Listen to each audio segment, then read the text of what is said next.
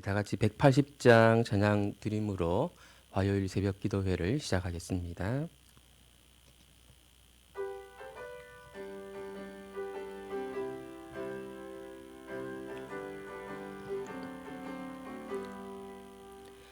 하나님의 나팔 소리 천지 진동할 때에 예수 영광 중에 구름 타시고 천사들을 세계 만국 모든 곳에 보내어 구원받은 성도들을 모으리. 나팔 불 때 나의 이름, 나팔 불 때 나의 이름, 나팔 불 때 나의 이름, 부를 때에 잔치 참여하겠네. 무덤 속에 잠자는 자 그때 다시 일어나 영화로운 부활 승리 얻으리. 주가 택한 모든 성도 구름 타고 올라가 공중에서 주의 얼굴 배우리. 나팔 불 때 나의 이름, 나팔 불 때 나의 이름, 나팔 불 때 나의 이름, 부를 때에 잔치 참여하겠네. 주님 다시 오실 날을 우리 알 수 없으니 항상 기도하고 깨어 있어서 기쁨으로 보좌 앞에 우리 나가서도록 그때까지 참고 기다리겠네.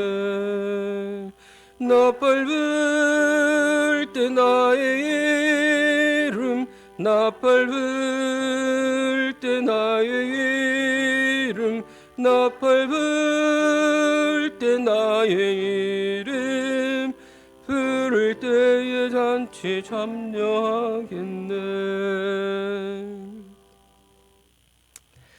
네, 오늘 함께 묵상하실 하나님의 말씀은 데살로니가 전서 4장입니다.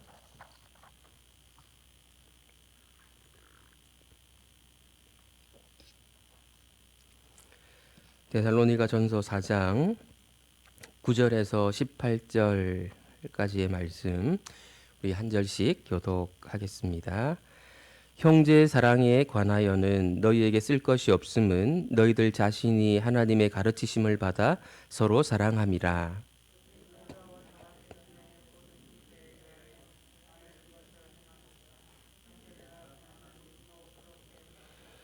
또 너희에게 명한 것 같이 조용히 자기 일을 하고 너희 손으로 일하기를 힘쓰라.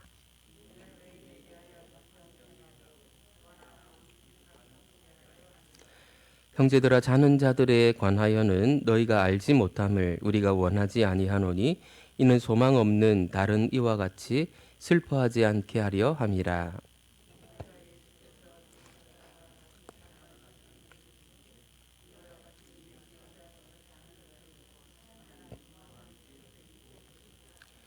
우리가 주의 말씀으로 너희에게 이것을 말하노니 주께서 강림하실 때까지 우리 살아남아 있는 자도 자는 자보다 결코 앞서지 못하리라.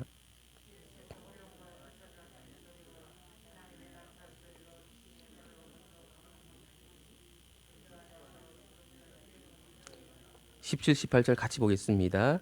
그 후에 우리 살아남은 자들도 그들과 함께 구름 속으로 끌어올려 공중에서 주를 영접하게 하시리니 그리하여 우리가 항상 주와 함께 있으리라.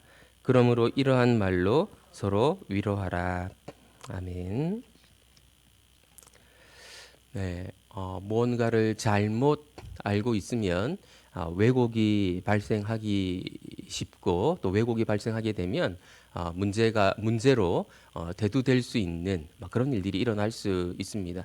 이를테면 종말에 대해서 잘못 이해하고 있게 되면 한 번씩 드러나는 등장하는 사람들처럼 시한부 종말론자들 같은 사람들이 일어나서 사회적으로도 혼란을 일으키는 그런 일들이 일어나곤 합니다. 그래서 바울은 바른 가르침을 아주 강조를 많이 합니다. 마치 교회가 바른 가르침에 의해서 세워지는 것처럼 그 정도로 바른 가르침을 많이 강조를 하고 있습니다. 어제 본문에서 바울은 가정생활, 특히 부부 생활에 대한 바른 가르침을 전해 주었습니다. 데살로니가 도시에 살고 있는 다른 시민들처럼 난잡한 성생활을 해서는 안 되고 거룩한 성생활을 해야 된다.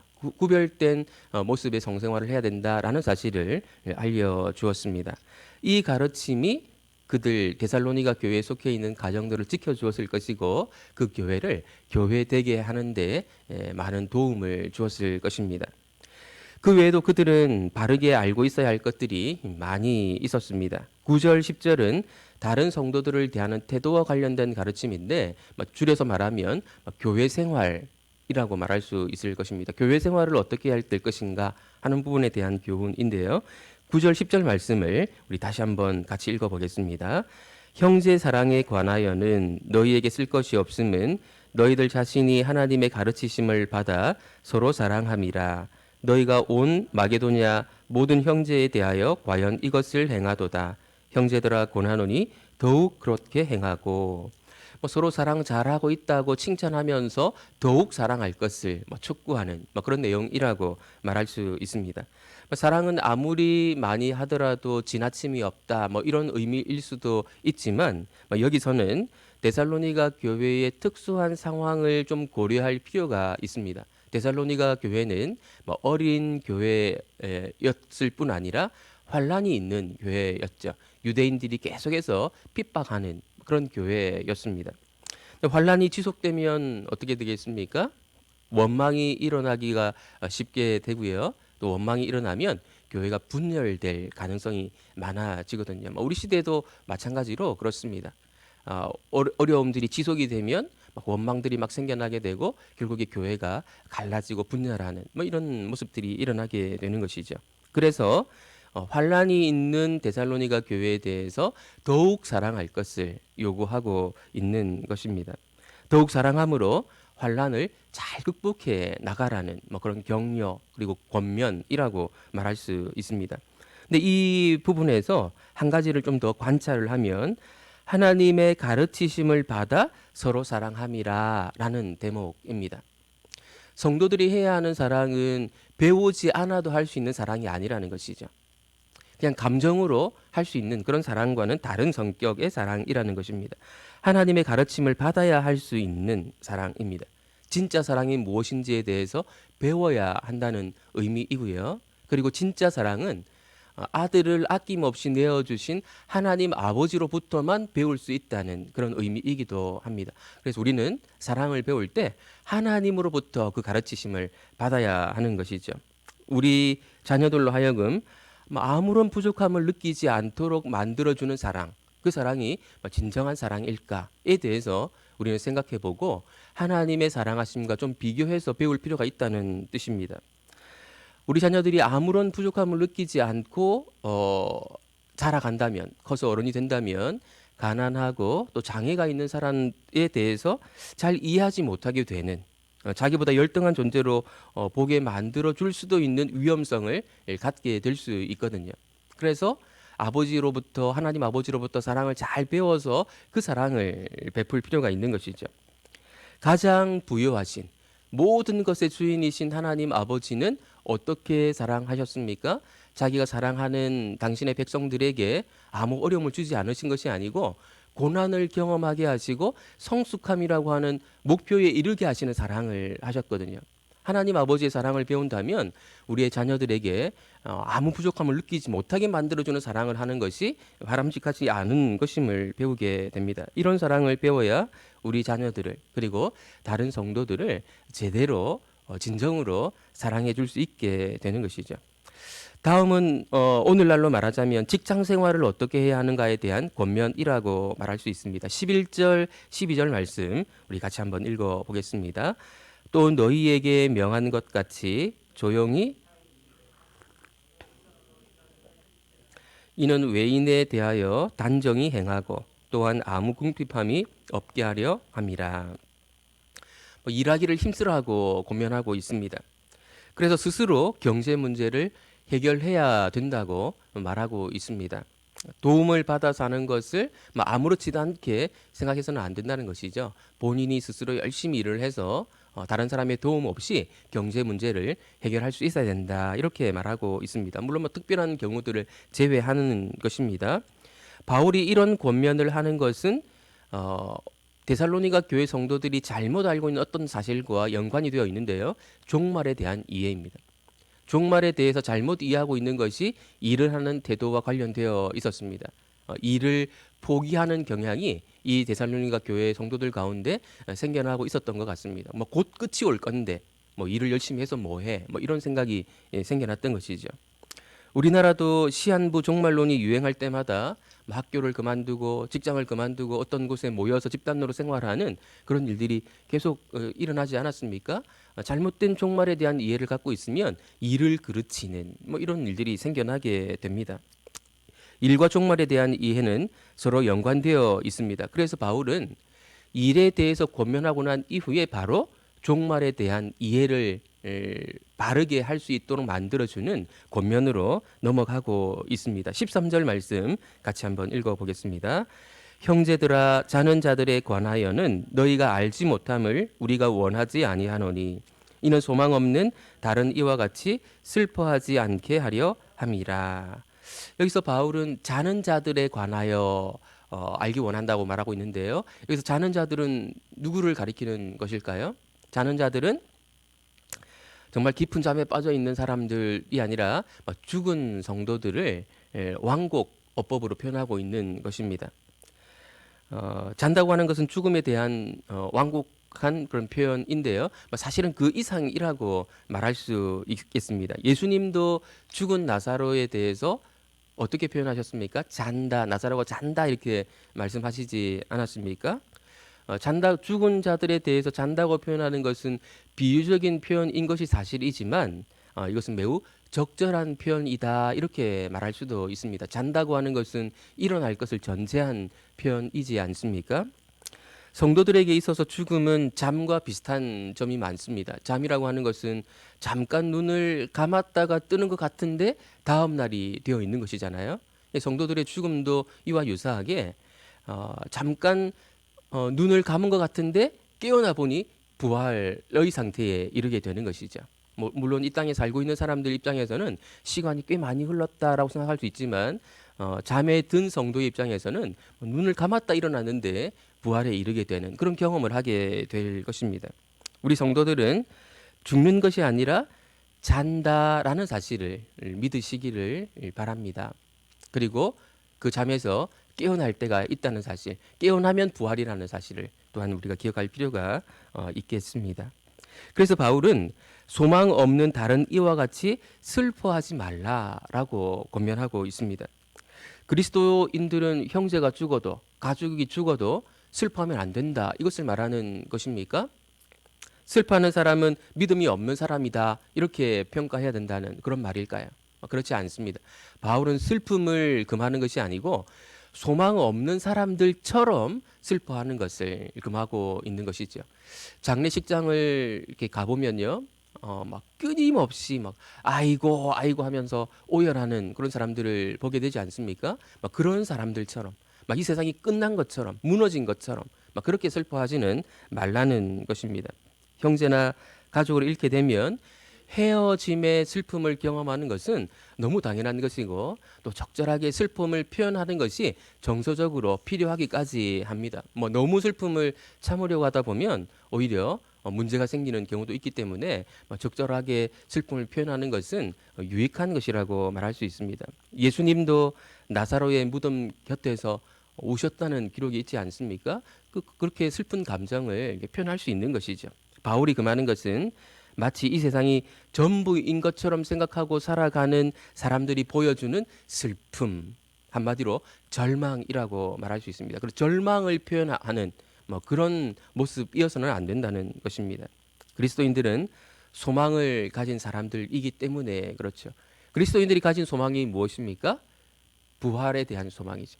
우리의 몸이 다시 사는 소망입니다. 헤어짐으로 슬퍼할 수 있지만 부활 때 다시 만날 것을 소망하므로 슬픔에 함몰 되어서는 안 된다는 그 사실을 바울은 데살로니가 성도들에게 그리고 오늘 우리들에게 알려주고 있습니다. 우리 13절 말씀을 읽었지만 다시 한번 보겠습니다. 형제들아 자는 자들에 관하여는 너희가 알지 못함을 우리가 원하지 아니하노니 이는 소망 없는 다른 이와 같이 슬퍼하지 않게 하려 함이라. 바울은 데살로니가 성도들에게 자는 자들, 이미 소천한 성도들에 대해서 알지 못함을 원치 않는다. 소천한 성도들에 대해서 알아야 될 것들을 알고 있어야 한다는 사실을 말하고 있습니다. 데살로니가 교회에서 바울이 오랫동안 사역하지 못했기 때문에 아마도 종말에 대한 교훈을 바울이 충분히 전하지는 못했던 것 같습니다. 그리고 그것 때문에 어떤 문제가 좀 있었던 것 같기도 하고요. 소천한 성도들에 대해서 바울이 데살로니가 교회 성도들에게 알려주고자 하는 것이 무엇일까요? 우리도 알고 있으면 좋은 그런 내용들일 것입니다. 14절 말씀 같이 한번 읽어보겠습니다. 우리가 예수께서 죽으셨다가 다시 살아나심을 믿을진대 이와 같이 예수 안에서 자는 자들도 하나님이 그와 함께 데리고 오시리라. 네, 우리가 그 전에 조금 알고 있어야 될 것이 있을 것 같은데요. 초대교회 당시에 적지 않은 성도들은 이렇게 생각을 하고 있었습니다. 아마 데살로니가 교회 성도들 그렇게 생각했던 것 같은데요.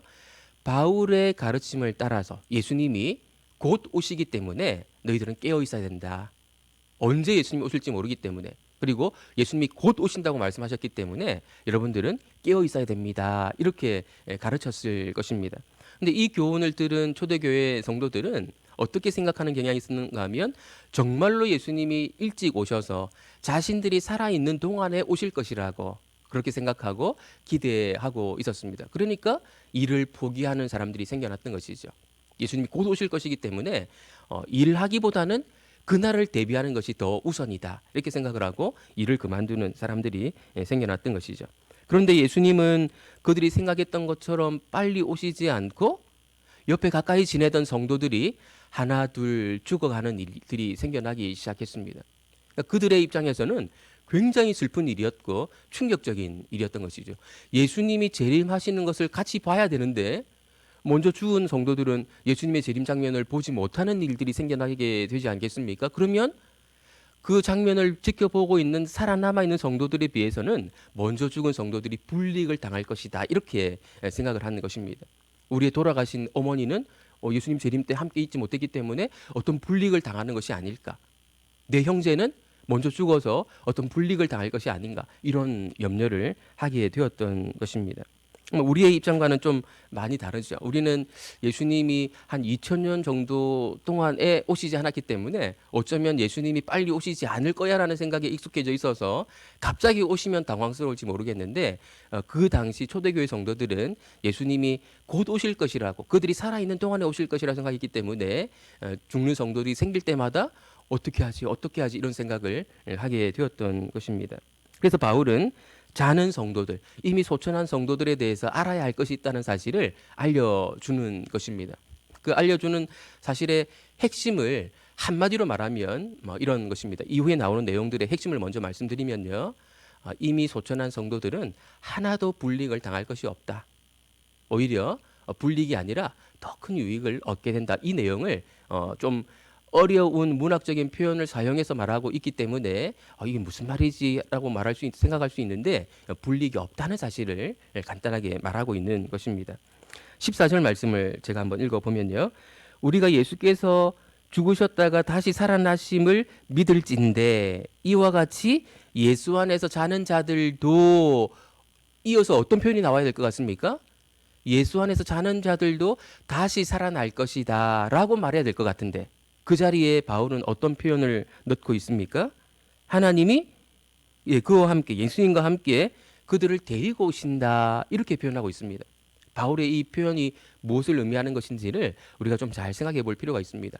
예수님이 다시 살아나신 것처럼 그들도 다시 살아나는 것은 당연한 것이고 그것은 전제되어 있고 바울이 말하는 것은 예수님이 재림하시는 그 영광을 누리실 때에 마치 예수님의 수행원들처럼 이미 소천한 성도들도 그때 그 자리에 함께하게 된다라는 것을 말하고 있는 것입니다. 그러니까 그냥 살아나는 정도가 아니라 훨씬 더 영광스럽게 등장하게 된다는 것을 알려주고 있는 것이죠. 그러니까 이미 소천한 성도들, 이미 소천한 어머니, 우리 형제, 그들에 대해서 불리기 당할 것이라고 염려할 필요가 없다는 것입니다. 예수님 재림하실 때 수행원 자격으로 같이 올 것이기 때문에 그 재림의 영광을 함께 누릴 것이기 때문에 전혀 슬퍼할 필요가 없다. 그 사실을 말하고 있는 것이죠. 그뿐만이 아닙니다. 15절, 16절 말씀 우리 같이 한번 읽어보겠습니다. 우리가 주의 말씀으로 너희에게 이것을 말하노니 주께서 강림하실 때까지 앞서지 못하리라. 주께서 호령과 천사장의 소리와 하나님의 나팔 소리로 친히 하늘로부터 강림하시리니 그리스도 안에서 죽은 자들이 먼저 일어나고. 자, 예수님의 재림 때 일어나는 일이 무엇인가 하면요, 예수님이 재림하시면 성도들이 부활을 경험하게 됩니다. 우리의 몸이 새로워지는 것을 경험하게 됩니다. 그런데 순서가 있는데 바울이 알려주는 순서는 무엇인가 하면 이미 소천한 성도들이 먼저 부활에 참여하고 그때 살아남아 있는 성도들이 새로운 몸을 입게 되는, 부활에 참여하게 되는 일이 일어나게 된다는 것입니다. 물론 고린도전서 15장에서도 부활에 대한 설명을 하는데 그때는 모든 성도들이 거의 동시에 부활에 참여하게 된다는 식으로 가르쳐 주는데 데살로니가 전서에서는 이미 죽은 성도들에 대해서 슬퍼하고 염려하는 그런 성도들이 있었기 때문에 그 상황을 좀 더 자세하게 설명을 해주는 것인데요. 죽은 자들, 이미 소천한 성도들이 먼저 부활에 참여하고 살아남아 있는 성도들이 그 다음 순서로 부활에 참여하게 된다. 이런 순서로 우리에게 가르쳐 주고 있습니다. 한마디로 바울이 말하려고 하는 것은 이미 소천한 성도들에 대해서 불이익을 당할 것이라고 염려할 필요가 전혀 없다라는 것입니다. 예수님의 재림 때에 그 영광에 참여하게 될 것이고 또 부활의 순서에 있어서도 오히려 앞설 것이기 때문에 그들에 대해서 염려할 필요가 없다. 그 사실을 알려주고 있습니다. 그리고 17절로 넘어가게 되는데요. 17절은 오랫동안 오해가 있어 온 대표적인 구절 가운데 하나입니다. 우리 17절 말씀 같이 한번 보겠습니다. 그 후에 우리 살아남은 자들도 그들과 함께 구름 속으로 끌어올려 공중에서 주를 영접하게 하시리니 그리하여 우리가 항상 주와 함께 있으리라. 우리가 구름 속으로 끌어올려져서 공중에서 주님을 만나게 된다. 그래서 예전에 휴거라는 말을 많이 썼었거든요. 휴거하게 된다. 어떤 기독교 집단, 기독교 집단이라고 말해야 될지 모르겠는데 어떤 기독교에 속해 있는 어떤 집단들에서는 이 휴거 사상을 굉장히 중요한, 엄청나게 의미를 부여해서 우리의 구원이 마치 휴거인 것처럼, 휴거를 받아야 구원에 이르는 것처럼 강조하기도 했었습니다. 그날의 사람들은 집에 있다가 또는 직장에 있다가 자동차 안에 있다가 갑자기 공중으로 올라가게 되면서 그곳에서 영원히 거하게 되는, 하늘나라에서 살게 되는 이런 것을 상상하게 만드는 그런 사람들이 있었지 않습니까? 그런데 먼저 이 구절은 그런 것을 말하는 것이 아니다라는 사실을 좀 먼저 말씀을 드립니다. 이 구절에는 다양한 비유와 상징이 담겨 있는데 다 설명하면 구약에 나오는 어떤 이미지들, 다니엘서 7장이라든지 또 시내산에서의 어떤 경험이라든지 그런 것들을 이렇게 포함하고 있는데 좀 더 쉬운 요점을 좀 말씀드리면 이렇게 말씀드릴 수 있을 것 같습니다. 고대에는 황제가 어떤 도시를 방문하면 그 도시에 있다가 황제를 영접하는 것이 아니고 도시에 있는 사람들이 도시 밖으로 나가서 황제를 영접하고 모시고 그 도시 안으로 들어오는 그런 관습이 있었다고 하거든요. 그런 관습이 여기에 반영되어 있는 것이죠. 그래서 공중에서 주를 만난다고 해서 그곳에 계속 머물러 있는 것이 아니고 다시 돌아오는 것입니다. 다시 돌아와서 중요한 것은 우리가 항상 주님과 함께 있게 된다는 것, 이것이 중요한 것이지 성도들이 공중 부양을 하게 된다 이런 의미가 전혀 아니고 그것은 상징적인 의미를 담고 있을 뿐입니다. 중요한 것은 무엇인가 하면 이미 죽은 성도들에 대해서 불리기 당할 것이라는 사실로 염려할 필요가 없다라는 것을 말해주는 것이고 그날 이후로 우리는 주와 함께 있는 것이 중요한 것이지 어디에서 주님을 만나고 하는 것은 그게 중요한 사실이 아니다라는 것을 바울은 우리에게 알려주고 있습니다. 그래서 오늘 말씀을 좀 정리를 하면 이렇습니다. 바울은 우리 성도들이 잘 알고 있어야 될 사실들을 우리에게 알려주고 있는데요. 첫 번째는 교회 생활과 관련된 것입니다. 어려움이 있을수록 성도들은 더욱 사랑해야 된다는 사실을 기억할 필요가 있습니다. 코로나 때문에 어려운 성도들이 있고요. 또 요즘에 또 그 질병 때문에 그 어려움에 처해 있는 성도님들도 계시더라고요. 요즘에는 막 열이 있으면 병원에 아예 막 들어갈 수도 없는 그런 상황이기 때문에 막 아파도 병원에 제대로 못 가는 진료를 제대로 못 받는 이런 상황 가운데 있는 성도님들이 종종 계십니다. 그런 분들에 대해서 내가 어떻게 사랑을 잘 표현할 수 있을까 그런 것들을 고민해보는 생각해보는 그런 오늘 하루가 되었으면 좋겠습니다. 두 번째는 직장 생활과 관련되어 있습니다. 성도들은 자기의 직장 생활을 성실하게 해야 됩니다. 열심히 일을 해야 됩니다. 종말에 대해서 잘못 이해를 하고 대충 일하다가 빨리 천국 가야지 이렇게 생각하고 일해서는 안 된다는 것입니다. 우리 성도들도 결국에 죽을 것이지만 그 죽음에 대한 이해도 우리는 잘해야 될 필요가 있겠습니다. 우리는 잔다, 죽는다, 끝난다 이런 개념이 아니고 우리는 잔다라는 개념을 우리의 죽음의 개념으로 이해해야 될 것입니다. 언젠가는 다시 일어난다는 사실을 잘 기억하고 어떤 성도들을 먼저 보내게 될 때 소망 없는 자처럼 슬픔에 빠지지 않도록 절망하지 않도록 우리 자신을 잘 지켜야 되겠고요. 내가 가야 할 차례가 다가왔음을 느낄 때 너무 두려워하지 않도록 우리는 주와 함께 영원히 거하는 그 세계로 들어가는 것이고 잠깐 눈을 감았다가 뜨면 부활에 이르게 된다는 사실을 기억하면서 너무 죽음을 두려워하지 않는 죽음에 대한 바른 이해를 갖는 그런 저와 여러분들 되시기를 예수님의 이름으로 축원드립니다. 기도하겠습니다. 하나님 아버지, 이 땅에서 그리스도인으로 또 교인으로 성도로 바르게 살아가기 위해서는 또 알아야 될 것들, 바른 가르침이 있다는 사실을 우리가 함께 생각해 보았습니다. 교회 생활에 대해서 교훈을 받습니다. 어려움이 있을 때 더욱 사랑할 것을 권면하는 내용을 듣습니다. 우리 주변에 어려움 가운데 처해 있는 성도들을 오늘 하루만이라도 더 자세히 살펴보고 더욱 사랑할 수 있는 그 사랑을 표현할 수 있는 그런 우리 모두가 되기를 원합니다. 또한 직장생활 성실하게 일할 것을 우리에게 교훈하고 있습니다. 종말은 반드시 올 것이지만 그날 때문에 그날에 대한 잘못된 이해 때문에 일을 멈추려고 하는 일을 포기하려고 하는 게을리 일하려고 하는 그런 마음을 갖지 않도록 저희들의 생각을 지켜주시고 오늘 하루도 내가 처한 곳에서 성실하게 일함으로 주변에 있는 다른 사람들에게 그리스도인들이 어떻게 살아가는지를 보여줄 수 있는 그런 오늘 하루가 되도록 은혜 내려 주옵소서. 예수님의 이름으로 기도드립니다. 아멘.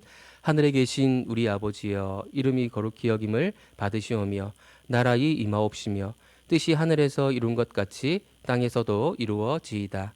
오늘날 우리에게 일용할 양식을 주옵시고 우리가 우리에게 죄 지은 자를 사하여 준 것 같이 우리 죄를 사하여 주옵시고 우리를 시험에 들게 하지 마옵시고 다만 악에서 구하옵소서. 대개 나라와 권세와 영광이 아버지께 영원히 있사옵나이다. 아멘. 네, 오늘 말씀을 기억하시며 기도하시고요. 특별히 오늘 또 화요일은 우리 주일학교와 다음 세대를 위해서 또 기도하는 그런 요일이지 않습니까? 우리 다음 세대를 위해서도 마음 모아서 기도해 주시다가 자유롭게 귀가하시도록 하겠습니다.